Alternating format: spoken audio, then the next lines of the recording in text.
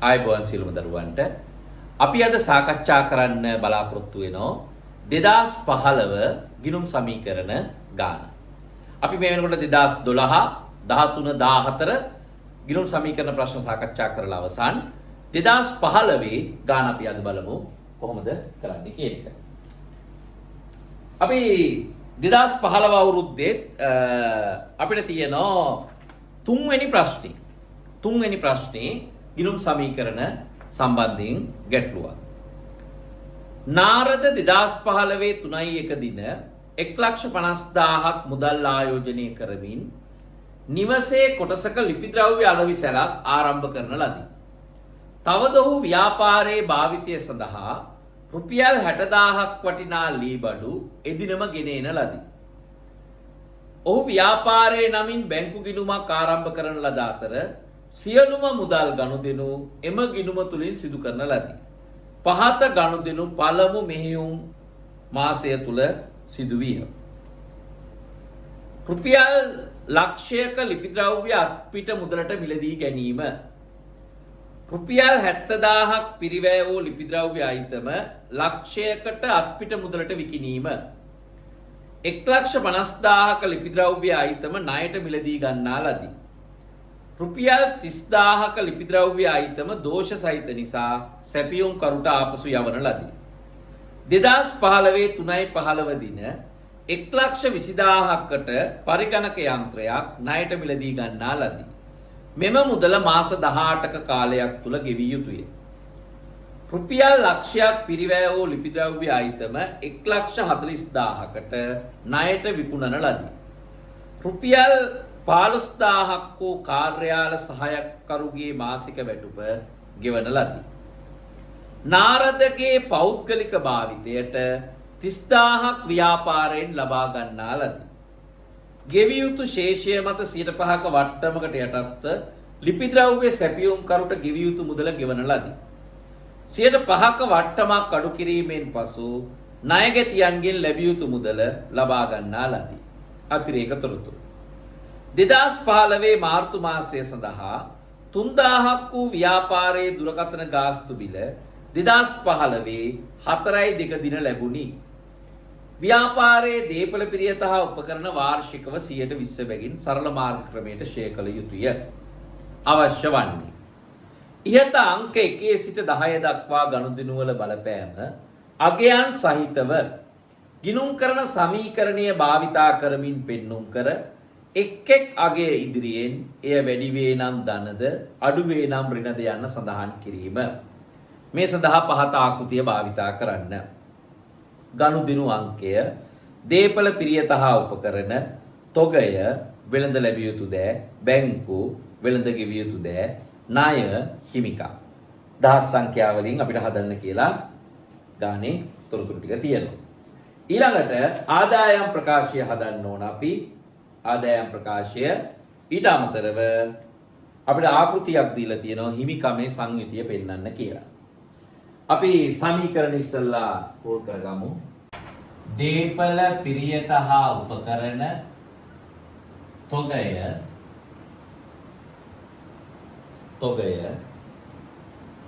වෙළඳ ලැබිය යුතු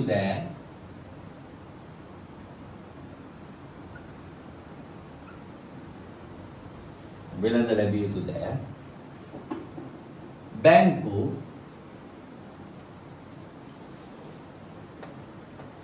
වෙළඳ ගෙවිය යුතු දෑ,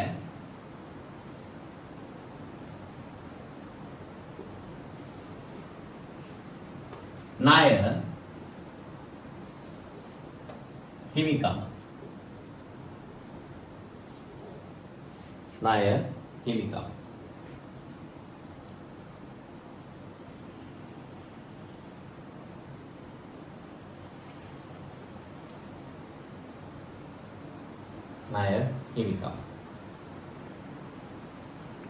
අපි දහස් සංඛ්‍යාවලින් ගාන හදමු. දහස් සංඛ්‍යාව.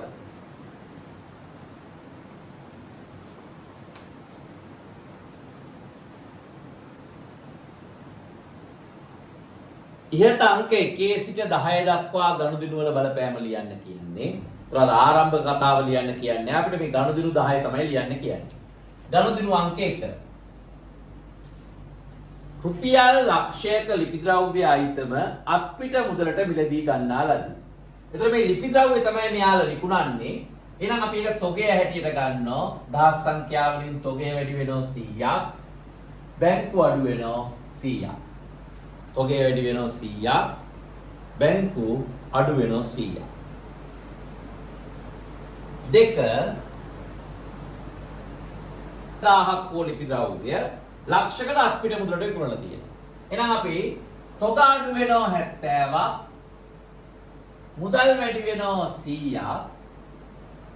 අපිට ලාභයි මේ ගනුදෙනුව නිසා 30ක්. ඒක හිමිකමට එකතු කරනවා. ඒක හිමිකමට එකතු කරනවා.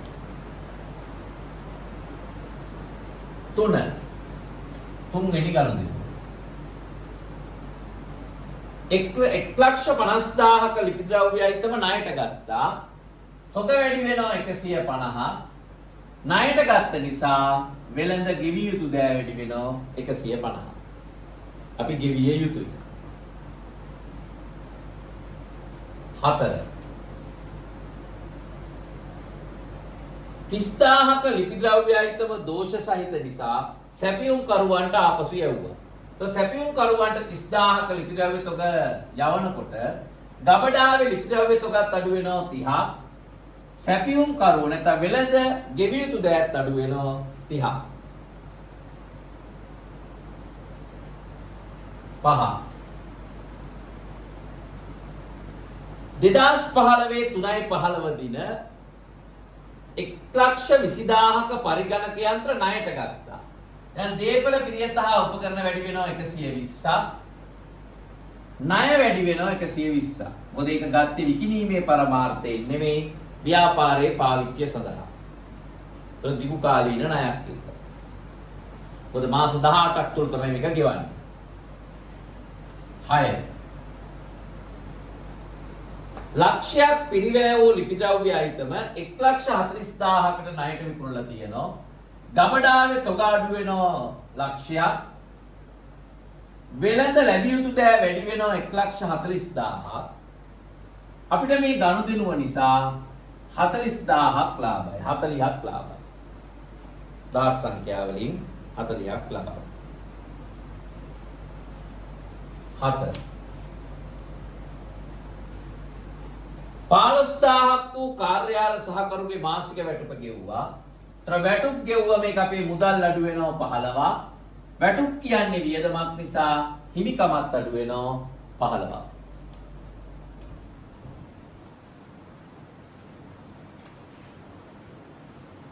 8 නාරදගේ පෞද්ගලික භාවිතයට රුපියල් 30,000ක් ව්‍යාපාරයෙන් ලබා ගත්තා. ඒ කියන්නේ ගැනිලි. පෞද්ගලික භාවිතය කියන්නේ ගැනිලි. එහෙනම් ව්‍යාපාරේ සල්ලි අඩු වෙනවා 30,000ක්. හිමිකමත් අඩු වෙනවා 30,000ක්. ඒක අපි සලකන්නේ ගැනිලි හැටියට. 9 ගෙවිය යුතු ශේෂය මත 5%ක වට්ටමකට යටත්ව ලිපි ද්‍රව්‍ය සැපියුම් කරුට ගෙවිය යුතු මුදල ගෙවන ලදී. දැන් ලිපි ද්‍රව්‍ය ණය හිමියන්ට ගෙවන්න තියෙන තව අපිට 1,20,000යි. ඇයි? 150න් 30ක් ගියාම 120යි. 1,20,000යි. ඒතර මේ 1,20,000ට නැත්නම් 120ට 5%ක වට්ටමක් අපිට හම්බ වෙනවා. වෙළඳ වට්ටමක් හම්බ වෙනවා. ලද වට්ටමක්. 5%. සුළු කරාම 13ක් 5 60යි 60 10න් බෙදුවම 6ක වට්ටමක් හම්බ වෙනවා දහස් සංඛ්‍යාවල 6000ක වට්ටමක් හම්බ වෙනවා. එහෙනම් අපි මෙහෙම ලියමු. ණය හිමියෝ අඩු වෙනවා ඔක්කොම 1,20,000ක් 120ක්. අපිට වට්ටමක් හම්බ වෙනවා 6ක්. ලද වට්ටම් කියන්නේ අපේ ආදායමක් නිසා හිමිකම වැඩි වෙනවා.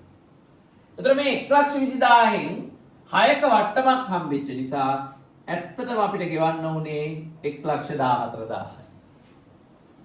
ඇත්තටම අපේ මුදලින් ගෙවන්න ඕන 1,14,000යි. ඇයි? අපිට 100%ක වට්ටමක් හම්බුණා. මෙතන ණය හිමියෝ ඉන්නේ 1,20,000යි 1,20,000ට 5ක් කියන්නේ අපිට 6,000ක වට්ටමක් හම්බුණා. 5ක් අඩු කිරීමෙන් පසුව ණයගැතියන්ගෙන් ලැබිය යුතු මුදල ලැබුණා. දැන් ණයගැතියෝ අපි ළඟ ඉන්නේ කීයද? 1,40,000. එතන මේ 1,40,000ට 5ක් අපි දුන්නා. එතන ඒකත් අපිට එනවා බිඳුවට බිඳුවක් කැපෙනවා 14 5ක් 70යි 70 10න් බෙදුවම 7ක නැත්තම් 7,000ක වට්ටම දුන් වට්ටම. අපි ඒක කරන්නේ මේ වෙළඳ ගෙවි ලැබිය යුතු දෑ 140ම අඩු වෙනවා. අපි මේ 140න් මුදල් ගෙවද්දී 7ක් අඩු කරලා තියෙනවා වට්ටම් හැටියට. එහෙනම් ණයගැතිය අපිට සල්ලි ගෙවන්නේ 133යි. 133යි. ඔන්න ඔය ගනුදෙනු ටික අපි සටහන් කරා. ඔය ගනුදෙනු ටික අපි සටහන් කරා. 1 සිට 10 දක්වා ගනුදෙනු ලියන්න කියලා අපිට තියෙනවා. අපි ඒ ටික ලිව්වා. 1 සිට 10 දක්වා ගනුදෙනු ටික අපි ලිව්වා.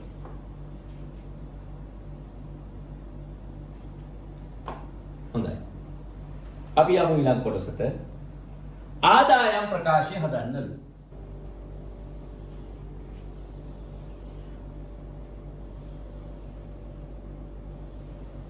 ආදායම් ප්‍රකාශය හදන්න.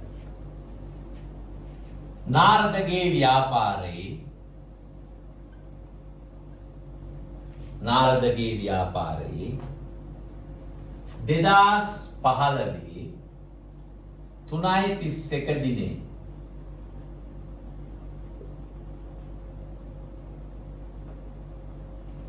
අවසන් මාසය සඳහා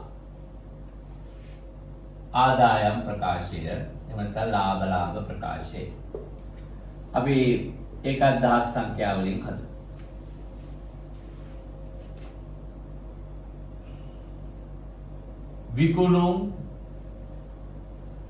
විකුණුම් පිරිවැය.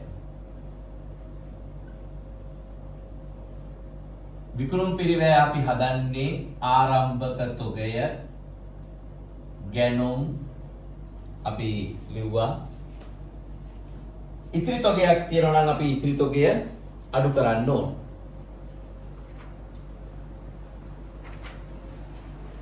ආරම්භක තොගය ගැනුම් ඉඩ තියලා අපි අඩු කළා. අවසාන තොගය. එතකොට එනවා විකුණුම් පිරිවැය. විකුණුම් වලින් විකුණුම් පිරිවැය අඩු කරාම එනවා දල ලාභය. ඒකට එකතු කරනවා වෙනත් ආදායම් තියෙනවා නම් වියදම් ටික අපි අඩු කරනවා. වියදම් ටික අපි අඩු කරනවා.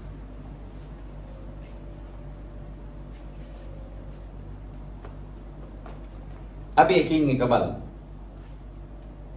ආරම්භයේ ප්‍රාග්ධන යොදපු එකක් තියෙනවා. ලීබඩු මුදලුයි ලීබඩුයි දෙකම යොදලා තියෙනවා. අපි එතනින් පස්සේ එකින් එක ගනුදෙනු අරගෙන බලමු.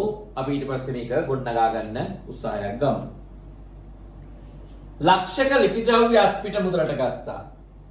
දැන් ගැනුම් කීපයක් තියෙන නිසා මම මෙතන වරහන් ඇතුලේ ගන්නම් දහස් සංඛ්‍යාව වලින් ගැනුම් 100ක් මෙතන තියෙනවා. අපිට දැනට ගිණුම් නැති නිසා 70ක ලිපි ද්‍රව්‍ය අයිටම 100කට අත්පිට මුදලට විකුණුණා. එතකොට 100කට විකුණලා තියෙනවා 70ක ලිපි ද්‍රව්‍ය. තුන්වෙනි එක 150ක ලිපි ද්‍රව්‍ය ණයට අරන් තියෙනවා. තව අපි අරන් තියෙන 150ක ලිපි ද්‍රව්‍ය. 30ක ලිපි ද්‍රව්‍ය දෝෂ සහිත නිසා ආපසු යවුවා. අපි ආපසු යවුම් වෙනම ලියනවා ආපසු යවුම් 30. ආපසු යවුම් 30. ආපසු යවුම් 30. අපි පළවෙනි ගනුදෙනුවේ ගැනුම් 100යි. ඊළඟට 70ක ලිපි ද්‍රව්‍ය 100කට විකුණුණා අපි. ඒතර විකුණුම් 100යි. ආපහු 150ක භාණ්ඩ මිලදී ගත්ත ලිපි ද්‍රව්‍ය ඒකත් අපි සටහන් කරා. ආපසු යවුම් තිබුණා 30. ඒකත් අපි සටහන් කරා. පරිගණක අරන් තියෙන 3.15. අපි දන්නවා ෂෙයා කරද්දී අපිට මේක අවශ්‍ය වෙනවා. අපි ඒක අවසානයේ ෂෙයා කරන්න බලමු. 100ක් පිරිවැය වූ ලිපි ද්‍රව්‍යයයි තමයි 140කට විකුණලා තියෙනවා. එහෙනම් විකුණුම් තව වැඩි වෙනවා 140කින්. වැටුප් ගෙවලා තියෙනවා 15ක්. වැටුප් කියන්නේ වියදම වැටුප් 15යි. වැටුප් කියන්නේ වියදම.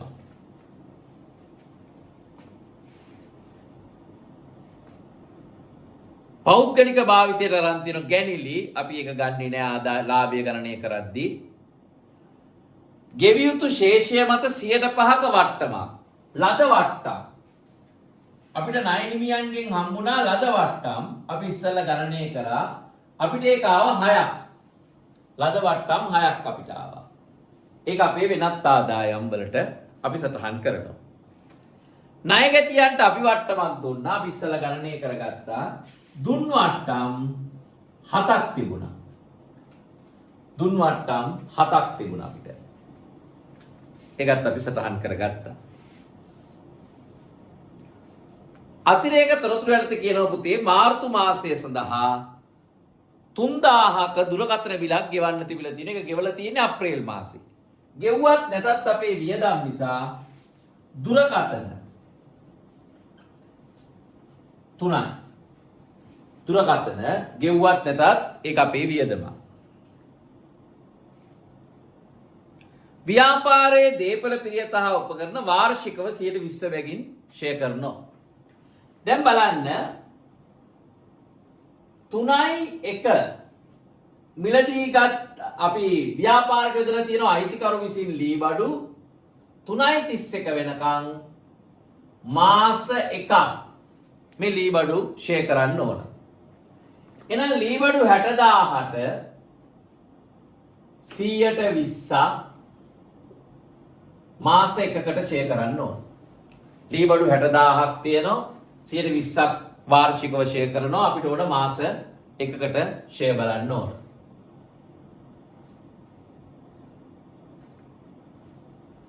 හයදාහ මෙතන අපිට බෙදන්න පුළුවන් දෙවරක් 1යි දෙවරක් 6යි. 6 වරක් 1යි 6 වරක් 1යි. 1000යි. එහෙනම් ලී බඩු ෂෙයා 1000ක් අපිට එන්නේ. වියදම. ලී බඩු ෂෙයා 1000ක් අපිට එනවා. ලී බඩු ෂෙයා 1000යි. තව අපි පරිගණක යන්ත්‍රයක් අරන් තියනවා 3.15. 3.15 ගත්තම 3.31 වෙනකන් මාස භාගයයි. මාස භාගයයි දින 15යි අපිට තියෙන්නේ. එතකොට අපි පරිගණක යන්ත්‍ර ෂෙයා කරන 1,20,000ට 120ක්. මාස භාගයයි කියන එක අපිට වඩාත් ලේසි ගන්න 24න් 1යි. නේද? භාගයේ 12න් 1කින් වැඩි කරාම 24න් 1යි. දැන් සුළු වෙනවා දෙවරක් 1යි දෙවරක් 12යි 12 වරක් 1යි 12 වරක් 1යි ඒච්ඡය 1000යි. ඒච්ඡය 1000යි. පරිගණක ෂෙයා. පරිගණක ෂෙයා 1000යි. පරිගණක ෂෙයා 1000යි. හරි. දැන් අපිට ඕන වෙන්නේ මේ ඉතිරි තොගය ගණනය කරගන්න ඕන. ඉතිරි තොගය අපිට සමීකරණයෙන් තමයි බලා ගන්න ඕන අපි හදපු සමීකරණේ ඉතිරි තොගය අපිට කොච්චර තියෙනවද කියලා. ලක්ෂික තොග ගත්තා ආපහු 70000ක තොග විකුණා ආයි 1,50,000ක තොග ගත්තා 30000ක තොග ආපහු යවුවා නැවත ලක්ෂික තොග විකුණා. එතකොට අපිට ඉතුරු වෙනවා 50,000ක තොගයක්. එහෙනම් ඉතිරි තොගය 50,000ක් අපිට එනවා. අපි එහෙනම් බලමු ගාන සම්පූර්ණ කරගන්න. ඔක්කොම විකුණුම් තියෙනවා 240ක්. ආරම්භක තොගයක් නෑ අලුතෙන් පටන් ගත්ත ව්‍යාපාරයක් නිසා. ගැනුම් තියෙනවා 250. ගැනුම් තියෙනවා 250. දැන් ගාන සම්පූර්ණ කරන්න පුළුවන් අපිට. 250න් 30ක් අඩු වෙනවා. එතකොට විකිණීමට සූදානම් භාණ්ඩ තියෙනවා 220ක්. ඒ 220න් ඉතුරු වෙලා තියෙනවා 50. ඒ කියන්නේ විකුණපු භාණ්ඩවල පිරිවැය අපිට ඇවිල්ලා තියෙන්නේ 170යි. 170යි. එහෙනම් විකුණුම් වලින් විකුණුම් පිරිවැය අඩු කරාට පස්සේ දල ලාභය අපිට එනවා 70ක්. දල ලාභය අපිට එනවා 70ක්. ඒකට එකතු වෙනවා වෙනත් ආදායම් 6ක් 76යි. වියදම් ඔක්කොම තියෙනවා 10යි 25යි 26යි 27ක්. එහෙනම් ශුද්ධ ලාභය අපිට එනවා 49ක්. ශුද්ධ ලාභය 49ක් අපිට එනවා. ශුද්ධ ලාභය 49.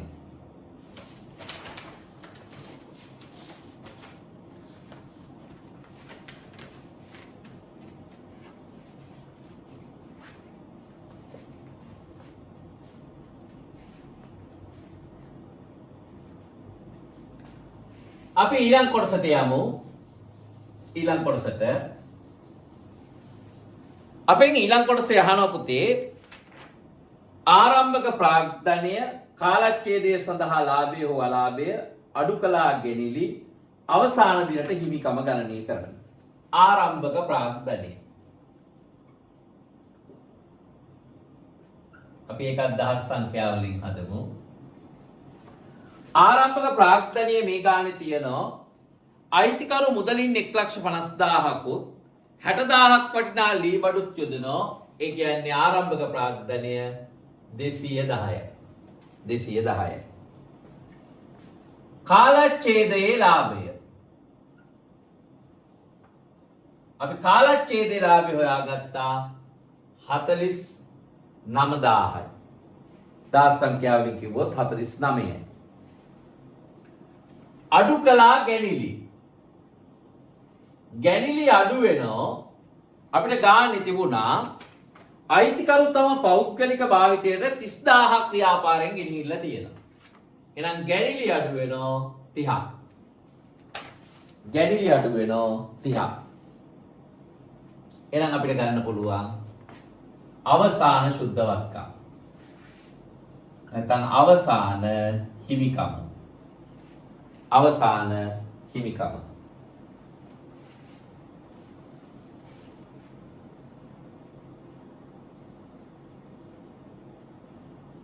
එකයි 4යි 5යි 5න් 3ක් ගියාම 2යි.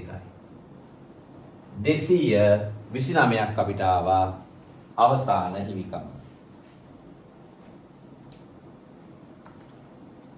අවසාන හිමිකම 229යි. එහෙනම් මං හිතනවා පුතාලට ඒ කොටසත් පැහැදිලි වෙන්නේ නැති කියලා. එහෙනම් අපි මෙන්න මේ විදියට 2015 සමීකරණ ගාන අවසන් කරනවා. පුතාලට නැවත අපි 2016 ගිණුම් සමීකරණ ගානත් එක්ක ඊළඟ වීඩියෝ එකේදී මුණ ගැහෙමු. එහෙනම් අපි අදට අවසන් කරනවා. පුතාලා නැවත මේ ගණන් වෙලාව තියලා තනියෙන් හදන්න පුරුදු වෙන්න ඕන. හොඳයි.